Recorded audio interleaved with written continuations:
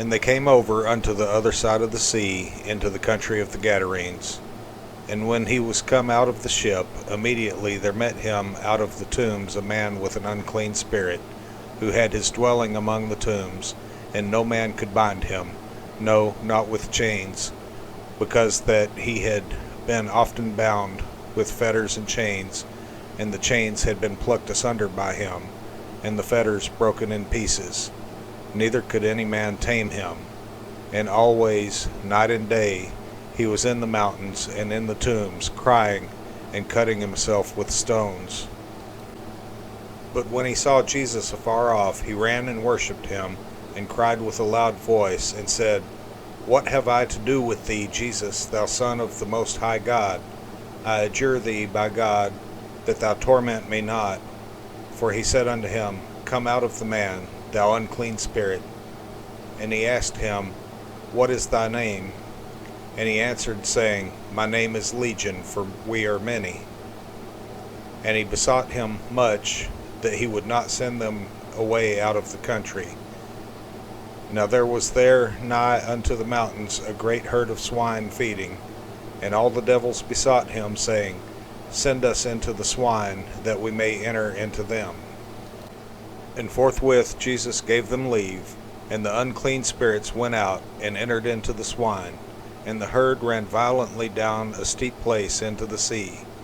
They were about 2,000, and were choked in the sea.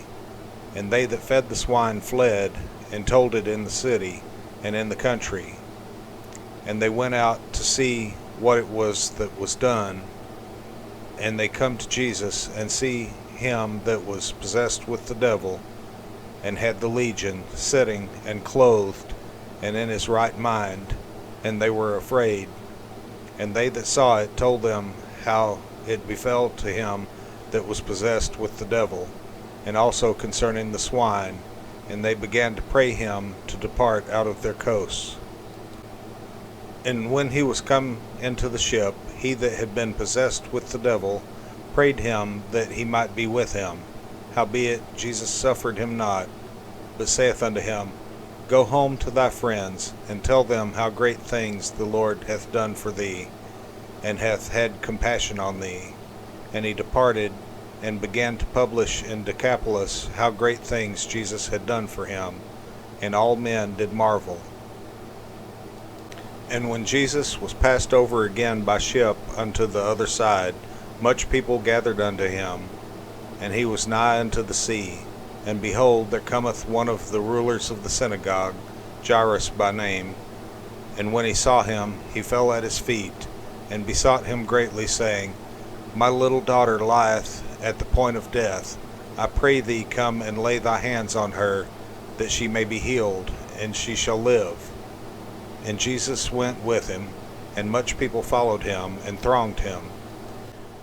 And a certain woman, which had an issue of blood 12 years, and had suffered many things of many physicians, and had spent all that she had, and was nothing bettered, but rather grew worse, when she had heard of Jesus, came in the press behind, and touched his garment. For she said, If I may touch but his clothes, I shall be whole. And straightway the fountain of her blood was dried up, and she felt in her body that she was healed of that plague. And Jesus, immediately knowing in himself that virtue had gone out of him, turned him about in the press, and said, Who touched my clothes? And his disciples said unto him, Thou seest the multitude thronging thee, and sayest thou, Who touched me? And he looked round about to see her that had done this thing. But the woman, fearing and trembling, knowing what was done in her, came and fell down before him, and told him all the truth. And he said unto her, Daughter, thy faith hath made thee whole. Go in peace, and be whole of thy plague.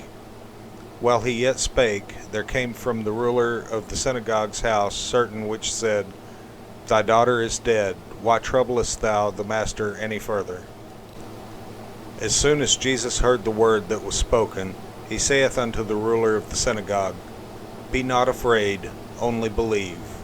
And he suffered no man to follow him, save Peter and James and John, the brother of James. And he cometh to the house of the ruler of the synagogue, and seeth the tumult, and them that wept and wailed greatly. And when he was come in, he saith unto them, Why make ye this ado, and weep? The damsel is not dead, but sleepeth. And they laughed him to scorn. But when he had put them all out, he taketh the father and the mother of the damsel, and them that were with him, and entereth in where the damsel was lying. And he took the damsel by the hand, and said unto her, Talitha cumi, which is, being interpreted, Damsel, I say unto thee, arise. And straightway the damsel arose and walked, for she was of the age of 12 years. And they were astonished with a great astonishment. And he charged them straitly that no man should know it, and commanded that something should be given her to eat.